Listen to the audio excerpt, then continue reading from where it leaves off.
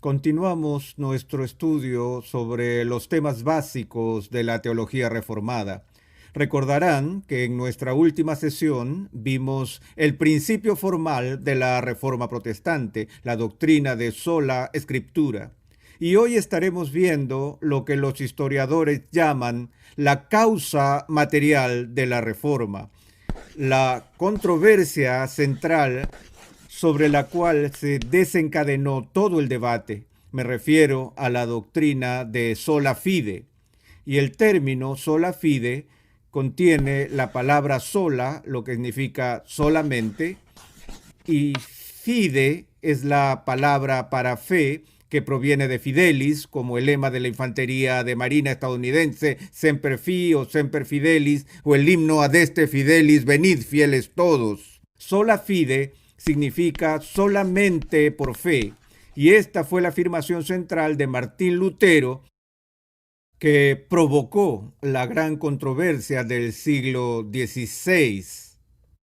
Y él respondía a la pregunta: ¿cómo se justifica una persona delante de Dios? Ahora bien, antes de dar una breve exposición de la doctrina de la justificación solo por fe, quiero tomar unos minutos para recapitular sobre la urgencia que los maestros reformadores tenían con este tema. Ellos no pensaban que el debate sobre la justificación fuera un argumento de algún punto sutil de la teología en el que los teólogos se reunieran y discutieran asuntos secundarios y demás, sino que estaban convencidos de no solo la verdad de la justificación solo por fe, sino que también creían que era de vital importancia. Lutero decía que la justificación solo por fe es el artículo sobre el que la iglesia se mantiene o cae. Ahora, podemos ver eso desde el punto de vista del siglo XX, tal vez como una exageración o como una sobrevaloración, pero yo solo estoy mencionando a esta altura que era claramente la convicción de Lutero de que esta doctrina era muy importante, ya que tocaba el corazón y el alma del evangelio mismo. Y de nuevo, es la afirmación de Lutero que la justificación es el artículo sobre el cual la iglesia se sostiene o cae, y es el artículo sobre el que se sostiene o cae porque es el artículo que nosotros entendemos que nos revela cómo somos redimidos. Calvino adoptó una visión similar de la importancia de la doctrina. Él utilizó una metáfora diferente. Dijo que la justificación solo por fe es la bisagra sobre la cual todo gira en la vida cristiana. En nuestros días, J.I. Packer, en su prefacio a la obra de Buchanan del siglo XIX sobre la justificación, utiliza otra llamativa metáfora en la que compara la doctrina de la justificación solo por fe con la figura mitológica de Atlas, cuya tarea consistía en llevar el mundo en sus hombros. Y lo que el doctor Packer estaba diciendo con esta analogía era que así como Atlas tuvo que sostener el mundo, así la doctrina de la justificación solo por fe es la que mantiene todo lo demás en pie. Bueno, la controversia tal como la conocemos encendió chispas y terminó no quizás, sino ciertamente en la fragmentación más grave y seria de la cristiandad en la historia de la iglesia, y se convirtió en la controversia más volátil de todos los tiempos. Ahora bien, antes de entrar en una exposición de esto, me gustaría leer un comentario de Martín Lutero, un par de comentarios de Lutero. En primer lugar, un comentario ampliado de su opinión de la importancia de la misma, y en segundo lugar, en los últimos años de Lutero, un comentario de su profunda preocupación acerca de que la recuperación de la doctrina bíblica de la justificación solo por fe sería de corta duración. Primero, sus comentarios ampliados sobre la importancia de la misma. Él dijo: esta doctrina es la cabeza y la piedra angular. Solo ella engendra, nutre, construye, preserva y defiende la iglesia de Dios. Y sin ella, la iglesia de Dios no podría existir ni una hora. Y otra vez dijo, el artículo de la justificación es el maestro y el príncipe, el señor y el gobernante y el juez sobre todo tipo de doctrinas. Este preserva y gobierna toda la doctrina de la iglesia y hace crecer nuestra conciencia delante de Dios. Sin este artículo, el mundo está en muerte absoluta y en oscuridad. Ningún error es tan malo, tan torpe y tan gastado de no ser supremamente agradable a la razón humana y de seducirnos si estamos sin el conocimiento y la contemplación de este artículo. Y luego, como he dicho, en sus últimos años, Lutero hizo esta observación. Son pocos los que conocen y entienden este artículo, y yo lo trato una y otra vez porque temo mucho que después de que nuestras mentes se hayan puesto a descansar, esto pase al olvido y vuelva a desaparecer. Y en efecto, no podemos comprender o agotar a Cristo, la justicia eterna, con un sermón o un pensamiento, o para aprender a apreciar que Él es una lección eterna, no seremos capaces de terminar, ya sea en esta vida o en la venidera. Ahora, si puedo añadir mi propia observación personal a las de Lutero, Calvino y Packer, sería esto. Creo que la doctrina de la justificación solo por fe es, de todas las doctrinas de la teología sistemática, es relativamente la más fácil de entender con la mente. No es tan complicada o misteriosa o difícil que solo los expertos especializados en teología pueden entenderla. Pero llevar la doctrina de nuestras cabezas a nuestro torrente sanguíneo es algo totalmente distinto. Porque una cosa es entender una doctrina y otra muy distinta es tenerla como el aspecto que controla la fe por la cual vivimos ante Dios. Y otra cosa que quiero decir antes de proceder a una exposición es que no somos salvos por una doctrina. No es la fe en la doctrina de la justificación solo por fe lo que redime a una persona.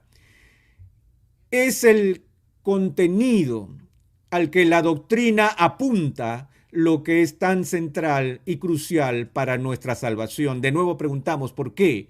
La pregunta fundamental que la doctrina de la justificación está tratando de responder y triunfa en ese intento es la pregunta, ¿cómo puede una persona pecadora sobrevivir al juicio final de un Dios justo y santo?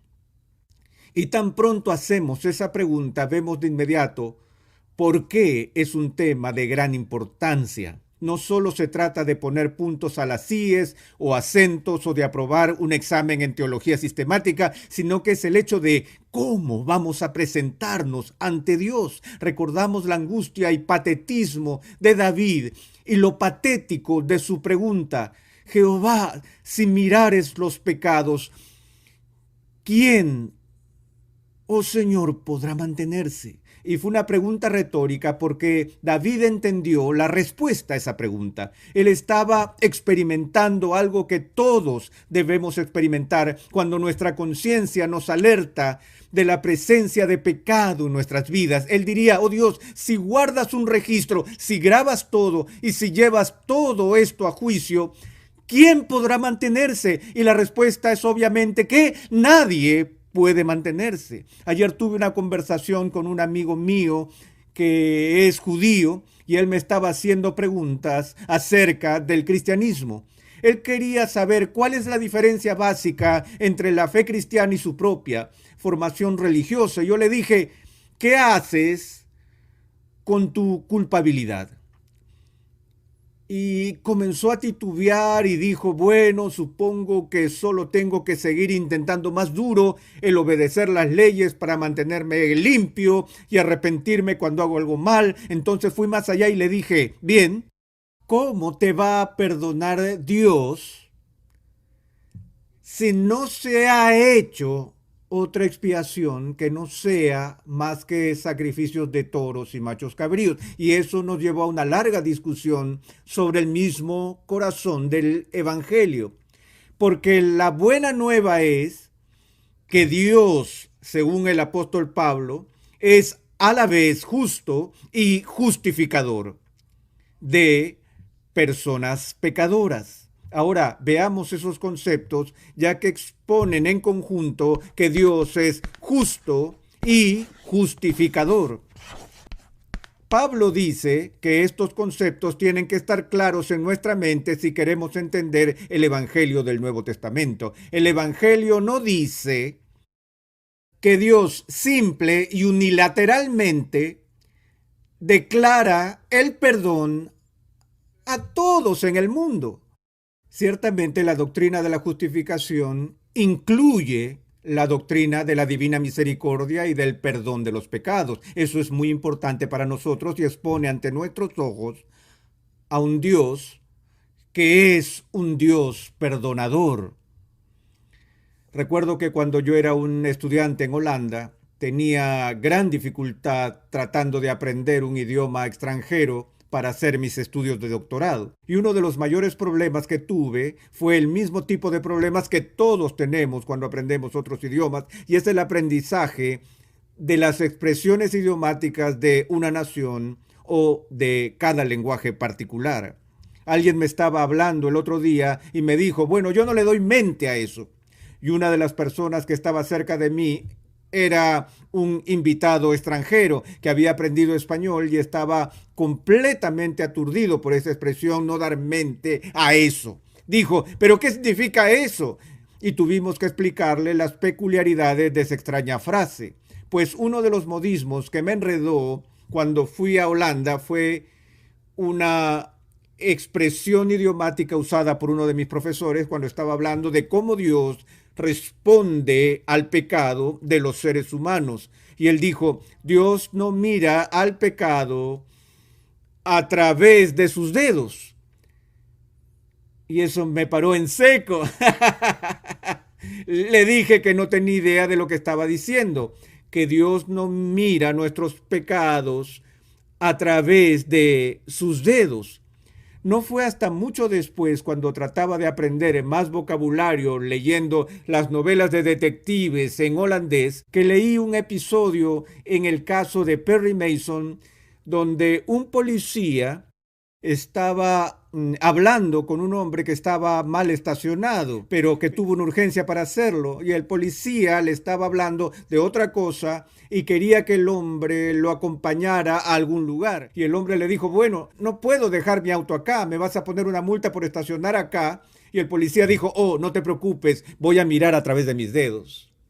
Ah, la expresión es hacernos de la vista gorda. Y el punto es que cuando Dios en su misericordia ofrece el perdón a aquellos de nosotros que somos culpables delante de Él, todo el proceso del perdón divino no significa que Dios se hace de la vista gorda del pecado. Y por lo tanto, y con eso pone en peligro su propio carácter justo o su justicia, su manera de justificar a los culpables es trabajando desde toda la eternidad de tal manera que Dios mismo permanece justo. Pero de nuevo eso nos lleva a la pregunta original. Si Dios es justo y yo no lo soy y tengo que hacer frente a su justo juicio, ¿cómo puedo estar de pie? Lo que estoy necesitando con desesperación por toda la eternidad es ser justificado. Ahora, lo que la Biblia dice es que Dios es tanto justo y el justificador. por lo que la forma en la que Él opera su justificación será sin comprometer su propia justicia. Y el segundo punto aquí, que es tan crucial, es que es Dios el que da la justificación.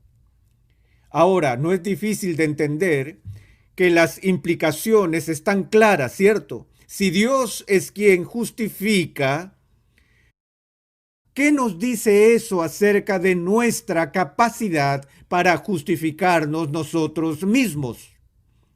No puedo hacer nada para justificarme, ni nadie más puede justificarme en este mundo, ni la iglesia puede justificarme. Es Dios y solo Dios quien puede pronunciar el veredicto final de mi justificación o mi falta de ella. Así que en primera instancia, los reformadores del siglo XVI insistieron en que la justificación es forense.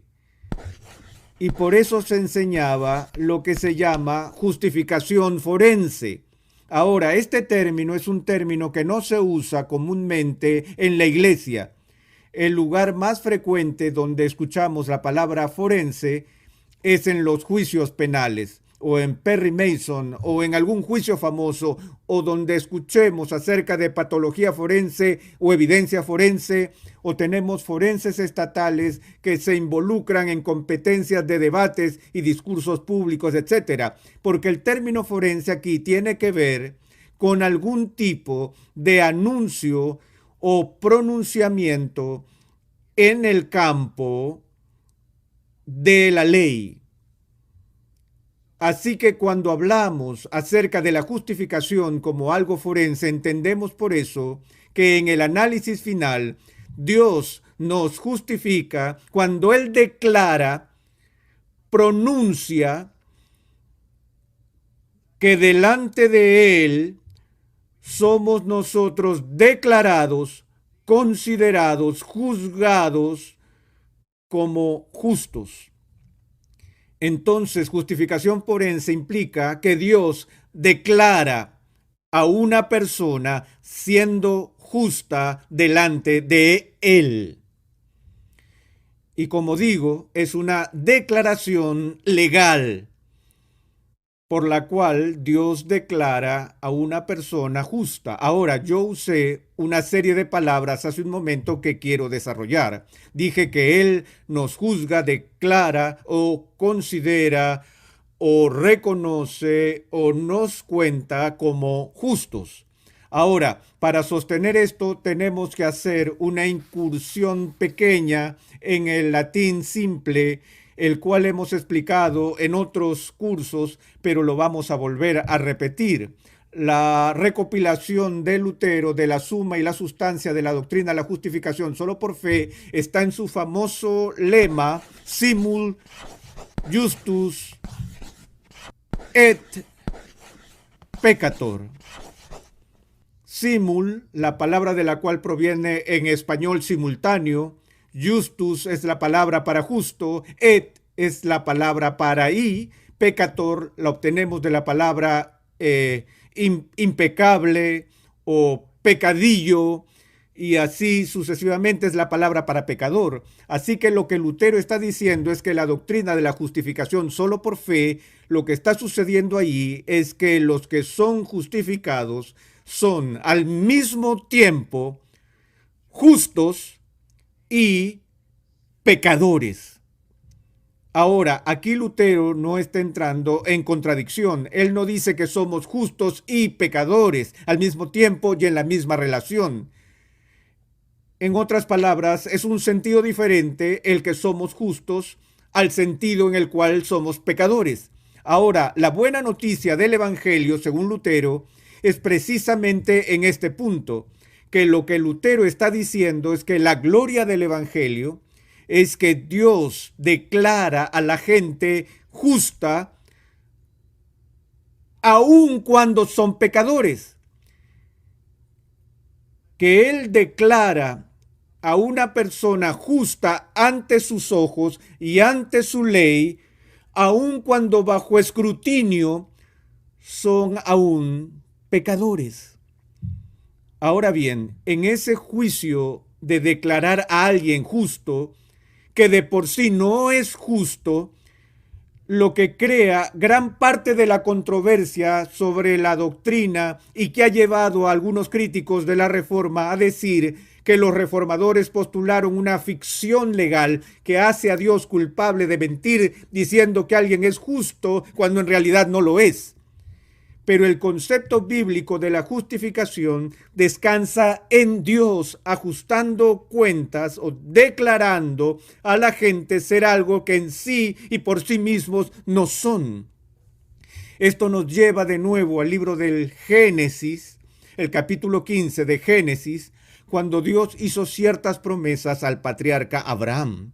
Y el autor de Génesis nos dice que Abraham creyó a Jehová y le fue contado por justicia.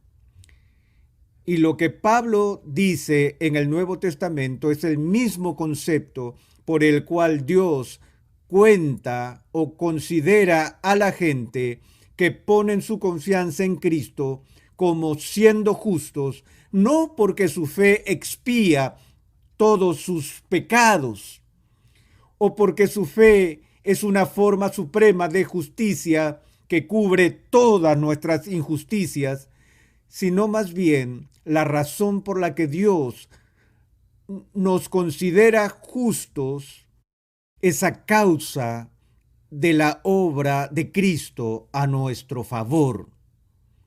Y así llego a la conclusión de esta introducción a la doctrina de la justificación que vamos a continuar en nuestra próxima sesión, diciendo que realmente la expresión de la justificación solo por fe es la síntesis teológica para la justificación solo por Cristo.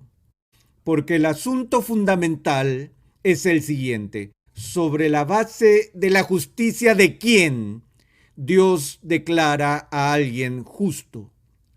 Y la Reforma respondió eso claramente, que el único motivo por el que Dios siempre me va a ver como justo es en base a la justicia de alguien más, la justicia de Cristo.